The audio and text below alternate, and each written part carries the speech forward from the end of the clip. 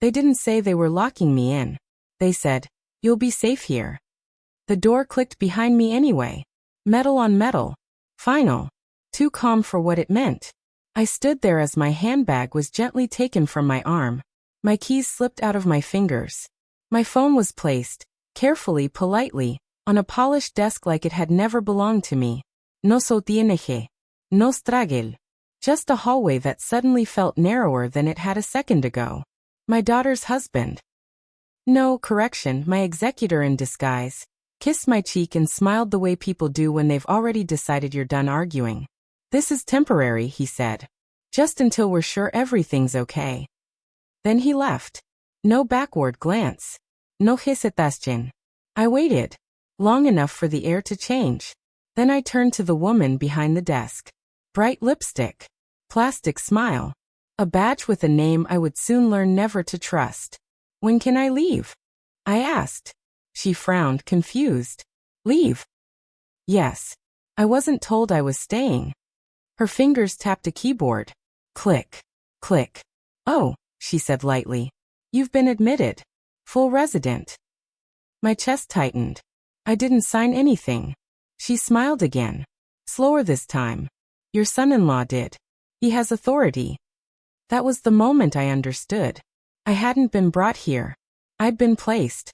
They walked me to a room with a number that meant nothing and a bed made too tight, like it was afraid of me. Half my clothes hung in the closet. Someone had already curated my life down to essentials. On the window sat a framed photo of my late husband. A nice touch. Like leaving flowers at the scene of a crime. That night, I didn't sleep. Every sound echoed. Shoes in the corridor. Someone coughing behind a wall. A television laughing at something that wasn't funny. I kept telling myself it was a mistake. Mistakes get fixed. Betrayals get organized. 3 days passed.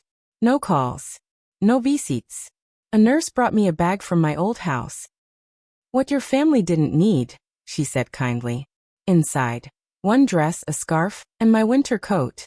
The coat I'd owned longer than their marriage. That night, I hung it on the chair and reached into the pocket without thinking.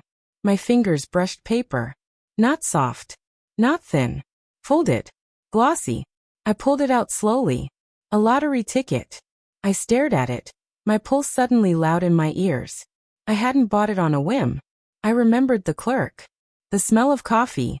The feeling that day. Like something unfinished was hovering nearby. The draw date had passed. The inked numbers stared back at me. And for the first time since that door clicked shut, I smiled. Not because I knew yet what it meant, but because someone, me, had been forgotten in the process. And forgotten things are dangerous. That was the moment everything changed. Not when I realized the ticket was worth more than the building I was trapped in, but when I understood something far more important. They thought I was powerless. And power, when underestimated, is a weapon. You don't realize how loud a place is until you're no longer allowed silence. Care homes aren't quiet. They're just filled with noises no one responds to. A cough behind a thin door. A television laughing to itself. Someone calling a name that never comes. I kept the ticket hidden in my coat pocket for days. Didn't tell anyone. Not the woman who sat across from me at dinner and stirred her food like it had personally offended her. Not the aide who called everyone sweetheart when she forgot their names. Not even the night nurse who let me borrow 5 minutes of freedom at a time. I didn't know yet if the ticket was real. But it didn't matter. Just having it changed how I walked. I stopped hunching. Stopped apologizing. Stopped explaining myself. When you've been cold long enough, even the idea of warmth feels dangerous. On the 4th morning, I asked to use the phone. "Emergency only," the nurse said, eyes already drifting back to her clipboard. "My furnace might be on fire," I replied. She blinked. "You don't live there anymore." That sentence stayed with me all day. Clung like damp fabric. At lunch, the peas were cold. I ate them anyway. Complaints get documented here. Documented people get evaluated. Evaluated people get sedated. Across from me sat a woman with clouded eyes and a sharp mouth. "You've got quiet eyes," she said suddenly. I looked up. "Is that bad?" "It means you're counting," she said. People who count are planning. I smiled into my water cup. Then I better stop. She snorted. Too late. That night, I waited until the younger nurse came on shift. The one who still believed rules were flexible if you smiled nicely. I think my hearing aid battery's in my old coat, I said softly. Could I check? She waved me toward the desk. Just be quick. And don't open the front door. The phone sat there. Old. Peish. Forgotten. Perfect. I dialed slowly. First, the lottery site. My hands were steady. That surprised me. I checked the draw date. Then the numbers. Then checked again. Then I leaned against the counter because the floor felt like it had tilted. Every number matched. Every single one. The jackpot line glowed back at me. Unclaimed. I didn't laugh. I didn't cry. I just stood there holding the receiver while the nurse scrolled through her phone a few feet away, completely unaware that a woman she'd written off as harmless was now holding something that could erase her entire sense of order. I walked back to my room like I was carrying glass. That night, sleep didn't come. Not because I was afraid, but because my mind was already moving faster than the people who thought they'd trapped me. Money doesn't free you instantly. It gives you options. And options require strategy. They had my bank access, my documents, my house, my mail, but they didn't have time.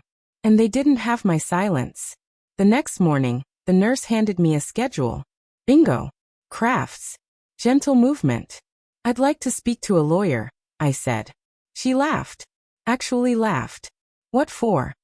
To confirm something. Well, your family handles your paperwork. Then I'd like a lawyer to confirm whether that's still legal. Her smile slid off her face like it had lost traction. I folded the schedule and slipped it into my coat pocket. Same pocket as the ticket. That afternoon, I left a message. Not desperate. Not detailed. Just enough. Hello, I said calmly. I found something in my coat. Something you might want to know about. Call me. Then I hung up. Let him sweat. Let him wonder. People reveal themselves when they don't have the whole picture. I spent the next few days doing something I'd perfected over a lifetime. Nothing. I smiled. I nodded. I complied. I let them underestimate me. That's the trick. When you stop reacting, people stop watching. And once they stop watching, you can see everything. Who steals supplies? Who drinks on duty? Who signs forms without reading them? Who sells furniture that doesn't belong to them? I didn't write any of it down. I didn't need leverage yet. I needed timing. The lawyer arrived disguised as nothing important. No briefcase. No confidence swagger. Just a man with calm eyes and a voice that didn't rush me. He didn't ask how I felt. He asked what I wanted. That's how I knew he was the right one. When I slid the ticket across the table, he didn't blink. Does anyone else know? He asked. No. Good, he said. We move quietly. He outlined trusts. Pseudonyms. Intermediaries. A new name. A new paper trail. A door that opened outward. And when he asked if I wanted to share it with my family, I was surprised even myself. No, I said. I want it protected from them. He nodded once. No judgment. Just facts. That night, I sat by the window and imagined my old house. Not with grief. With inventory. What they'd taken. What they'd sold. What they thought they owned. They weren't stealing my money. They were stealing my ending. And I was done letting other people decide how my story closed. By the time the phone rang again, I was ready. He sounded cheerful.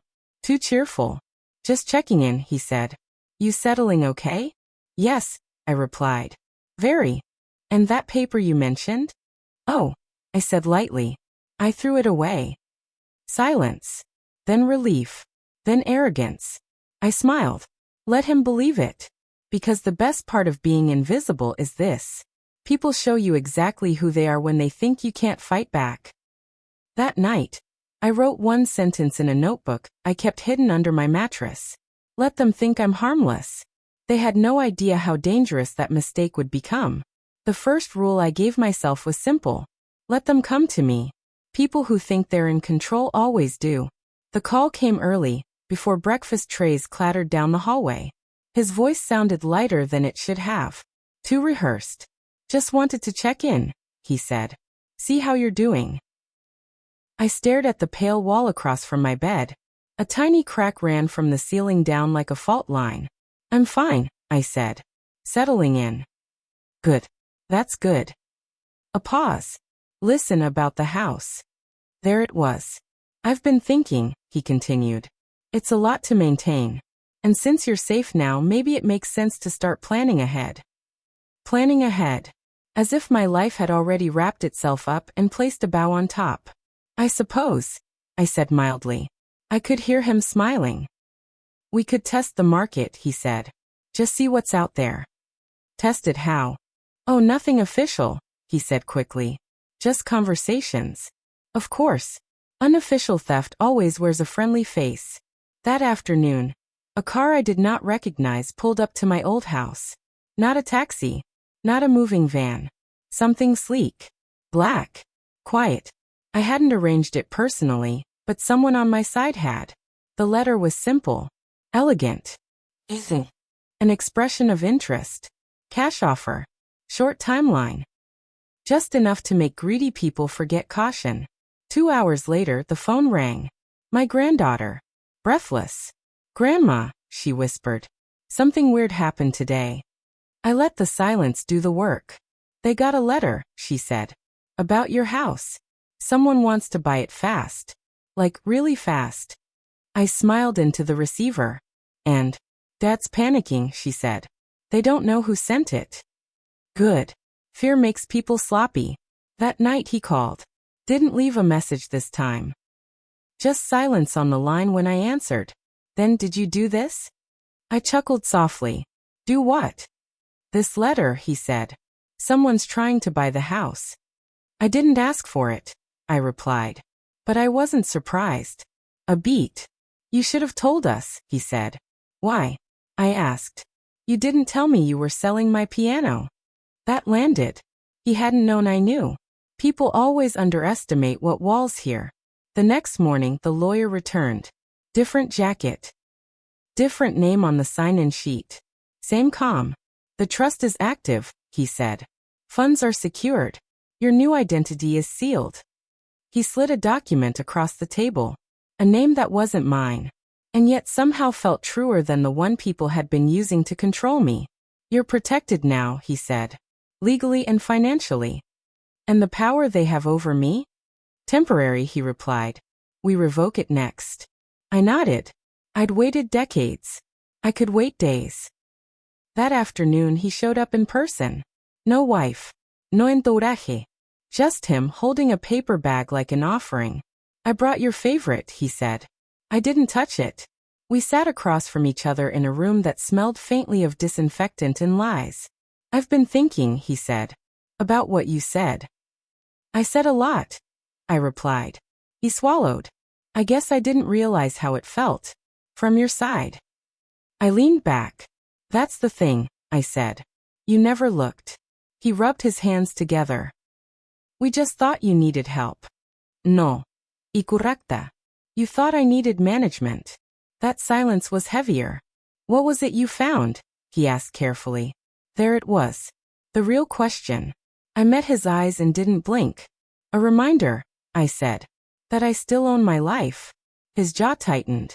He nodded, pretending that it made sense. It didn't have to. It just had to unsettle him. 2 days later, the paperwork moved. Quietly. Efficiently. The kind of movement that doesn't announce itself until it's irreversible. The injunction was drafted. The hearing is scheduled. The house was frozen in place like a chess piece midboard. They wouldn't know until it was too late. That night, I sat beside the window and thought about something strange. I wasn't angry. I wasn't even vengeful. I was clear. Clarity is terrifying to people who survive on confusion. When he called again, his voice was different. Smaller. Can we talk? He asked. We are talking, I said. No, he said. I mean really talk. I smiled. That's funny, I replied. So do I. They came together this time. That told me everything I needed to know. People only arrive in pairs when they're afraid to stand alone. I was sitting by the window, doing absolutely nothing, which had become my favorite activity, when the nurse appeared with that strange smile people use when they're trying to look neutral. "You have visitors," she said. Plural. I stood slowly. Not because my legs required it, but because timing matters. They were waiting in the visitors' lounge like royalty forced into a waiting room. He wore a jacket he only put on when something needed defending. She wore heels she couldn't walk in, balanced on resentment and perfume. "My goodness," she said brightly. "You look wonderful." I glanced down at my sweater. It had a bleach stain shaped like a continent. "Doi?" I asked. They sat. The cookies on the table were untouched. Everyone knew better than to eat those. "We just wanted to clear the air," he began. I nodded. "Air improves when people stop lying in it." She shifted. "We've been under a lot of stress," she said. "Taking care of things." I agreed. He cleared his throat. "About the house." "Again with the house." "I'm not dead," I said calmly. The words landed as a plate dropped on tile. She laughed too fast. "Of course not. We just meant." "You meant profit," I said. "And convenience." "And silence." His face hardened. "That's not fair." I leaned forward. "You sold my piano." That one hurt. I saw it in his eyes. "You didn't even ask." Silence. The good kind. The revealing kind. They tried again. Softer this time. Apologies without apologies. Regret without responsibility. "We were scared," he said. "So was I," I replied. "You just had options." That's when the mask slipped. "I was doing what was best," he snapped. "Someone had to make decisions." "No," I said quietly. "You wanted control." His mouth opened. Closed. She touched his arm. "This isn't helping." "Neither did locking me away," I said. That was when I stood. Not in anger. In authority. "I want my car returned," I said. "My house left alone. And my name removed from anything I didn't sign." He laughed nervously. "You can't just watch me." 2 days later, the papers were served. Not at my door. At theirs. There is something deeply satisfying about legal documents delivered during lunch. The power of attorney challenge was official. The injunction is active. The house is untouchable. Their panic arrived in waves. Phone calls. Messages. Missed calls that grew increasingly polite. I didn't answer. When you've spent years being ignored, silence becomes fluent. The hearing was smaller than television promised. No drama. No shouting. Just facts laid out like bones. I spoke once. "Yes," I said. "I was placed in care without my consent." "Yes," I said. "I was denied access to my finances." "Yes," I said. "I am capable of managing my own affairs." The judge looked at him. Then at me. Then back at him. "Authority revoked," she said. That was it. No gavel Islam. Just a stamp. And suddenly, I belonged to myself again. Outside, he followed me down the steps. "Mom," he said. His voice cracked. "I didn't mean. You meant to decide for me," I said. "And you were wrong." "I don't want your money," he blurted. I smiled. "That's good. Because you'll never see it." He stared at me like he was finally seeing a stranger. I leaned closer. "I raised you," I said softly. "This is the last lesson." Then I walked away. Didn't look back. Not once. That night, I lay in bed without locking the door. No one checked my chart. No one counted my pills. For the first time in a long while, the quiet felt chosen. I didn't announce my leaving. That's the thing about freedom. It doesn't need witnesses. The paperwork called it a temporary reassessment. The staff called it a change of plan. I called it what it was. Escape. I packed 2 bags. One with clothes I chose myself. One with papers that proved I still existed on my own terms.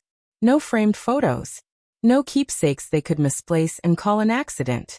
At the desk, a nurse smiled and said, "We'll miss you." "I'm sure," I replied. She didn't know what she was missing. Outside, the car waited. Dark windows. Quiet engine. No logos. No explanations. The driver didn't ask where I was going.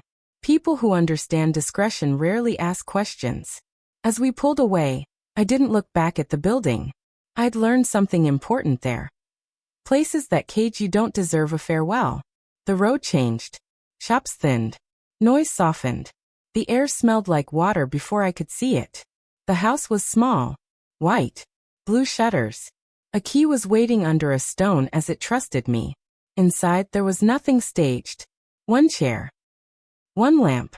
A window facing the water. A kettle on the counter, already filled. I took off my shoes and stood barefoot on cool wood. No alarms. No charts. No one is telling me what was best. I made tea and sat by the window while the light shifted the way it does when no one is timing you. That night, I slept without a lock. I woke when my body told me to. I ate toast with too much butter and didn't apologize to anyone for it. Later, I opened the last drawer. Inside was the lottery ticket. The thin paper that had opened a door and then politely stepped aside. I held it for a moment. Then I tore it. Once. Again. Until it was just snow. I dropped it into the bin without ceremony. The money was already real. The protection was real. Life was real. The ticket had only been a key. I didn't need to keep keys once the door was open. A letter arrived days later. Forwarded. Careful handwriting. From a woman who'd watched clouds and taught me that silence can be a language. She didn't say much. Just this: "You were right." I called. I asked. "I'm chosen." I folded the letter and placed it on the shelf by the window. I never called him back. Not because I hated him. Because some conversations only exist to delay consequences. I'd finished talking. On my first evening, I opened a new notebook and wrote a single line. I was never small. I was only made to feel that way. I closed it. Outside, the water kept its own time. And for the first time in longer than I can remember, so did I. Please click the subscribe button, like, share, and comment. This will encourage me to make more interesting stories. Also, let's know where you are watching from. Thank you and see you in the next story.